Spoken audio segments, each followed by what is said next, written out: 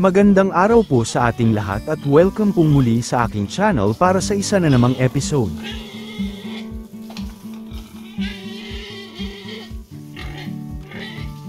Today's episode ay magbibigay lang po ako ng update sa dalawang inahin na nabulugan na at sa ibang mga alaga dito sa aming backyard. Bago ang lahat ay nais ko munang magpasalamat sa lahat ng mga nag-subscribe sa aking channel, sa lahat ng mga taga-suporta at manunood. Kahit ilang linggo po tayong walang uploads ay pinapanood pa rin ang aking mga previews na mga episodes. Maraming salamat po. At kung bago ka pa lang sa aking channel ay huwag lang pong kalimutan na mag-subscribe. Sa muli, maraming salamat po. Nandito na tayo sa isang alaga. Nasa 80 days na po ang kanyang tiyan sa kanyang unang parity.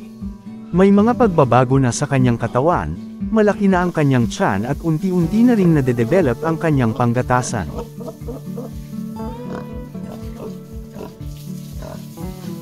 Medyo bilog na ang kanyang tiyan, sa mga first-timers po ay hindi gaanong kalakihan ang kanilang tiyan at normal lang po ito. Nagiging mas matako na siya ngayon gawa ng lumalaki na rin ang mga biik sa loob. Abangan po natin kung ilan ang magiging anak niya dahil may isang buwan pa naman para sa kanyang schedule na mga anak. Sana magtuloy-tuloy lang at hindi magkakaroon ng mga problema habang nagbubuntis, sa awa ng Diyos.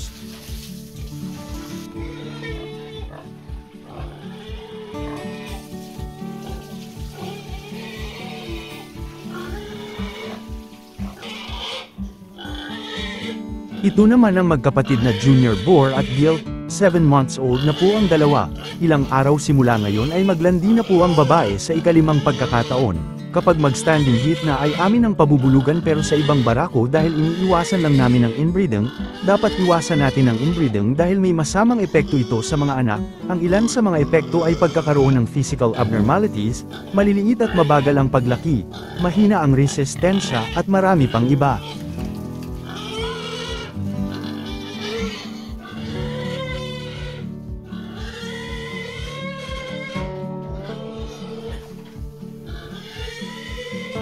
Ang isang inahin na mas naunang nabulugan sa nauna pero isang araw lang po ang pagitan nila. Pang-7 parity niya po ito. Medyo may kaliitan ng tiyan kumpara sa mga nagdaang pagbubuntis. Baka kokonti na lang siguro ang iaanak nito, kung ano man ang ipagkaloob ay tatanggapin namin. Pero aabangan na lang natin kung ilan ang kanyang magiging anak sa pang-7 panganganak. Katulad sa nabanggit, sana ay hindi magkakaproblema sa kanilang pagbubuntis. Hanggang dito na lamang po ang aking update sa mga inahin at ibang mga alaga. Maraming salamat sa inyong oras sa panunood at happy farming po mga kaibigan.